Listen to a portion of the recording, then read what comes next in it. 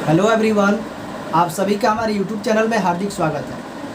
आज हम जानेंगे वायवीय और अवायवीय श्वसन में अंतर क्या होता है और पौधे किस प्रकार श्वसन करते हैं।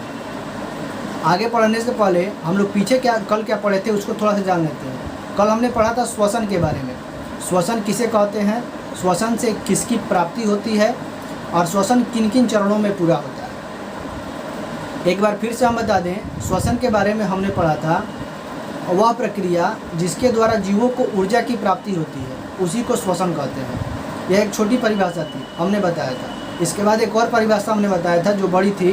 उसमें हमने क्या पढ़ा था कि जीव वायुमंडल से ऑक्सीजन को ग्रहण कर कोशिकाओं तक पहुंचाते हैं या ऑक्सीजन को जीवों के कोशिकाओं तक पहुंचाया जाता है और कोशिकाएं उस ऑक्सीजन का प्रयोग कर ऊर्जा की उत्पत्ति करती हैं और बदले में जो कार्बन डाइऑक्साइड निकलता है उस कार्बन डाइऑक्साइड को वही कोशिकाएं पुनः वायुमंडल में वापस कर देती हैं। इतना हम लोग पढ़े थे। इस पूरे प्रक्रिया को ही श्वसन कहते हैं। इतना हम लोग कल पढ़े थे। पहला परिभाषा जो था वैसी प्रक्रिया जिसके द्वारा जीवों को ऊर्जा की प्राप्ति होती है उसको श्वसन कहते हैं, नहीं तो जो बड़ा वाला है उसको आप लिख सकते हैं। ये दो परिभाषाएँ पढ़े थे। उसके बाद हमने यह भी पढ़ा था कि जो श्वसन की क्रिया होती है उस श्वसन से हमें ऊर्जा की प्राप्ति होती है और वह ऊर्जा जो होती है हमारे शरीर के अंदर ATP एडिनोसिन ट्राइफॉस्फेट के रूप में जमा रहती है। इसलिए इस ATP को ऊर्जा का सार्वजनिक वाहक कहा जाता है। और जो ऊर्जा निकलती है, ऊर्जा निकलती कहाँ से है? भोजन के अणुओं से। तो भोजन के अणुओं से जो सभी भोजन के अणुओं से नहीं, जो 5 प्रकार के पोषक तत्व होते हैं उन 5 प्रकार के पोषक तत्वों में से सिर्फ 2 कार्बोहाइड्रेट और वसा। कार्बोहाइड्रेट और वसा का जब ऑक्सीकरण होता है तब वे ग्लूकोज में बदल जाते हैं। जब खंडित होते हैं तब ग्लूकोज में, और फिर ग्लूकोज के टूटने से ऊर्जा की प्राप्ति होती है। तो ऊर्जा की प्राप्ति मुख्य रूप से ग्लूकोज से हो रही है, इसलिए ग्लूकोज को कोशिका का ईंधन कहा जाता है। कोशिका का ईंधन यदि पूछा जाए तो ग्लूकोज को बोलोगे, और यदि ऊर्जा का सार्वजनिक वाहक कोई पूछे तो आप ATP को बोलोगे। ये 2 बात हमेशा याद रखना। उसके बाद आगे हम लोग बढ़ेंगे वायवीय श्वसन और अवायवीय श्वसन में अंतर क्या होता है। तो कल की परिभाषा से ही स्पष्ट है कि जो वायवीय श्वसन होता है वह ऑक्सीजन की उपस्थिति में होता है, जबकि अवायवीय श्वसन ऑक्सीजन की अनुपस्थिति में होता है। पहला अंतर आप स्पष्ट रूप से लिख सकते हैं। वैसा श्वसन जो ऑक्सीजन की उपस्थिति में हो उसको वायवीय श्वसन, और वैसा श्वसन जो ऑक्सीजन की अनुपस्थिति में हो उसको अवायवीय श्वसन। पहला अंतर इसको आप लिख देना। दूसरा जो अंतर होगा उसमें क्या होगा कि वायवीय श्वसन जो होता है यह कोशिका के माइटोकॉन्ड्रिया में होता है। वायवीय श्वसन की जो क्रिया होती है कोशिका के माइटोकॉन्ड्रिया में, जबकि अवायवीय श्वसन की क्रिया जो होती है कोशिका के कोशिका द्रव्य में होती है, बाहर ही होती है, कोशिका के कोशिका द्रव्य में। ये 2 अंतर आसानी से आप याद कर लेंगे। जो तीसरा अंतर है इसमें आप लिख देना कि जो वायवीय श्वसन होता है, वायवीय श्वसन में ग्लूकोज के विखंडन से कार्बन डाइऑक्साइड और जल निकलते हैं, कार्बन डाइऑक्साइड और जल बनते हैं, जबकि अवायवीय श्वसन में ग्लूकोज के विखंडन से पाइरूवेट, लैक्टिक अम्ल और इथेनॉल ये बनते हैं।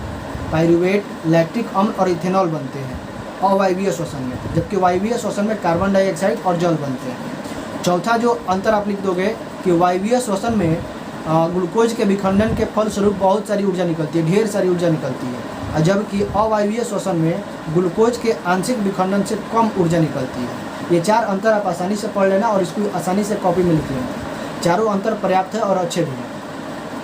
अब उसके बाद हम लोग जानेंगे कि जो पौधे होते हैं, पौधे में श्वसन किस प्रकार होता है। आखिर पौधे भी तो सजीव हैं, वो भी तो सांस लेते होंगे, ताकि वो सांस कैसे लेते हैं।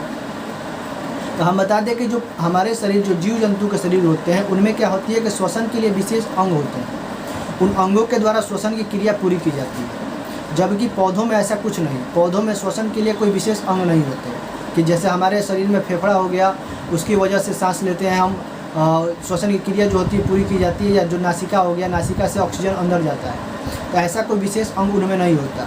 उनके शरीर के चारों तरफ छिद्र होते हैं, पत्तियों में भी छिद्र होते हैं और जो तने होते हैं उनमें भी छिद्र होते हैं। उन छिद्रों के जरिए ही ऑक्सीजन का प्रवेश जो है उनके शरीर के अंदर होता है।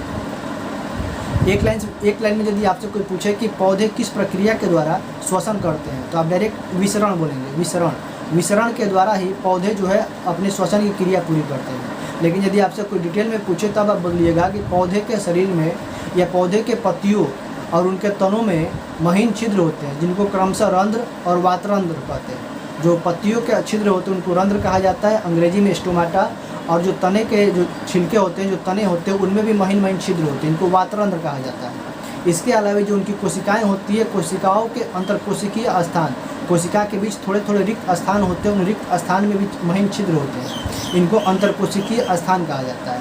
इन सभी भागों से ही ऑक्सीजन का प्रवेश उनके शरीर में होता है, और जब शरीर में ऑक्सीजन का प्रवेश हो जाता है तो सभी पौधे के जितने भी अंग होते हैं सब ऑक्सीजन का प्रयोग कर ऑक्सीकरण कर लेते हैं, श्वसन कर लेते हैं, और बदले में जो कार्बन डाइऑक्साइड निकलता है वे उस कार्बन डाइऑक्साइड को पुनः उन्हीं छिद्रों के जरिए वायुमंडल में पुनः छोड़ देते हैं। इस प्रकार पौधों में श्वसन की क्रिया पूरी हो जाती है। वातरंध्र से या रंध्र से या अंतरकोशिकीय जो स्थान होते हैं, उन सभी स्थानों से ऑक्सीजन का प्रवेश होता है, और जब श्वसन की क्रिया पूरी हो जाती है तब बदले में जो कार्बन डाइऑक्साइड बनता है वह कार्बन डाइऑक्साइड इन्हीं छिद्रों के जरिए पुनः वायुमंडल में आ जाता है। यहाँ यह बात ध्यान देने योग्य है कि जो पौधे होते हैं वे श्वसन में ऑक्सीजन ही लेते हैं, और वे भी हम लोग की तरह कार्बन डाइऑक्साइड ही छोड़ते हैं। लेकिन जो उनके शरीर में एक और क्रिया होती है, पत्तियों में एक और क्रिया होती है जो भोजन बनाने की क्रिया, जिसको हम लोग प्रकाश संश्लेषण कहते हैं। प्रकाश संश्लेषण की क्रिया से वे क्या करते हैं कि अपना भोजन बनाते हैं, और भोजन बनाने के लिए उनको कार्बन डाइऑक्साइड की आवश्यकता होती है। तो वायुमंडल से वे कार्बन डाइऑक्साइड ले लेते हैं भोजन बनाने के लिए, और बदले में जब भोजन उनका बन जाता है तब वे ऑक्सीजन का उत्पादन करते हैं। जब भोजन बन जाता है तब भोजन बनने के साथ साथ ऑक्सीजन भी बनता है, और वे उस ऑक्सीजन को वायुमंडल में छोड़ देते हैं। तो बहुत सारे लोग कहते हैं कि पौधे हम जो श्वसन करते हैं तो श्वसन के दौरान हम ऑक्सीजन लेते हैं, तो पौधे ऑक्सीजन नहीं लेते। श्वसन में वे भी ऑक्सीजन ही लेते हैं और बदले में कार्बन डाइऑक्साइड ही छोड़ते हैं। लेकिन जो कार्बन डाइऑक्साइड श्वसन के दौरान छोड़ते हैं, उस कार्बन डाइऑक्साइड और जो वायुमंडल में और भी कार्बन डाइऑक्साइड मौजूद है उसको ग्रहण कर लेते हैं। जितना छोड़ते हैं खुद से श्वसन के दौरान वह कार्बन डाइऑक्साइड, और वायुमंडल में जो पहले से मौजूद कार्बन डाइऑक्साइड है उसको भी ग्रहण करके अपना भोजन बना लेते हैं। और भोजन बनाने के बाद जितना वह श्वसन में ऑक्सीजन लेते नहीं है उससे कहीं गुना अधिक ऑक्सीजन जो है अपने प्रकाश संश्लेषण की क्रिया से वायुमंडल में छोड़ देते हैं। इस कारण जो उनका ऑक्सीजन लेना और कार्बन डाइऑक्साइड छोड़ना जो श्वसन की क्रिया हो गई, इसको नगण्य मान लिया जाता है, क्योंकि उनको सांस लेने के लिए उतनी ऑक्सीजन की आवश्यकता नहीं होती है और ना ही वे ज़्यादा कार्बन डाइऑक्साइड छोड़ते हैं। लेकिन उससे कई गुना अधिक जो है कार्बन डाइऑक्साइड अपना भोजन बनाने के लिए वे वायुमंडल से ले लेते हैं, और बदले में बहुत सारा ऑक्सीजन जो है भोजन बनने के उपरांत वायुमंडल में छोड़ भी देते हैं। तो यहाँ पर आप बात ध्यान दीजिएगा कि पौधे भी श्वसन में ऑक्सीजन लेते हैं और बदले में कार्बन डाइऑक्साइड ही छोड़ते हैं। लेकिन जब भोजन बनाने की बात आ जाए तो भोजन बनाने के लिए वायुमंडल से कार्बन डाइऑक्साइड लेते हैं और भोजन बन जाने के पश्चात ऑक्सीजन छोड़ते हैं। इतना बात होगी क्लियर। अब आगे हम लोग पढ़ेंगे कि जो पौधे होते हैं, पौधे का जो श्वसन की क्रिया होती है हम लोग के जैसे किसी खास अंग से नहीं होती है। पहले भी हम बताएं, इनके पौधे के सभी भाग, जितने भी पौधे के भाग होते हैं, पत्ती हो गई, तना हो गया, जड़ें हो गई, हर एक भाग में ऑक्सीजन पहुंचता है, हर एक भाग से श्वसन होता है। ऐसा नहीं है कि किसी एक जगह से ऑक्सीजन पहुंचा और वहीं पर श्वसन की क्रिया होगी ना। शरीर की जितने भी कोशिकाएं होती है, जितने भी वातरंध्र या रंध्र होते हैं, सभी जगहों से ऑक्सीजन पहुँचता है और वहीं पर श्वसन की क्रिया पूरी होती है। यहाँ इनमें गैसों का जो ऑक्सीजन होता है उनका परिवहन नहीं होता है। ऐसा नहीं होता कि एक जगह से ऑक्सीजन पहुँचा और फिर उस ऑक्सीजन को शरीर के सभी भागों में पहुँचाया जाता है, ऐसा इनमें नहीं होता। सभी जगहों पर पौधे के जितने भी भाग हैं उन सभी जगहों पर ऑक्सीजन खुद ब खुद वायुमंडल से जाता है, और जहाँ जाता है वहीं पर श्वसन की क्रिया होती है। इनमें ऑक्सीजन का परिवहन नहीं किया जाता, एक जगह से प्रवेश कराकर पौधे के सभी भागों में ऑक्सीजन भेजा नहीं जाता है। सभी जगहों पर ऑक्सीजन वायुमंडल से खुद जाता है और सभी जगहों पर श्वसन की क्रिया पूरी होती है। हम लोगों में जो श्वसन की क्रिया होती है थोड़ी जल्दी होती है, जल्दी से ऑक्सीजन प्रवेश करता है और तुरंत कार्बन डाइऑक्साइड बाहर आ जाता है। लेकिन हम लोगों की तुलना में जो पौधों में श्वसन की क्रिया होती है धीमी होती है, इनमें धीमे धीमे श्वसन की क्रिया होती है। इतना तक आप बात समझ गए होंगे। एक बार इसको समराइज कर लेते हैं, समरी के रूप में देख लेते हैं हमने पढ़ा क्या था। तो सबसे पहले हमने आज पढ़ा था वायवीय और अवायवीय श्वसन में अंतर। वायवीय श्वसन में क्या अंतर और वायवीय श्वसन और अवायवीय श्वसन में अंतर क्या है।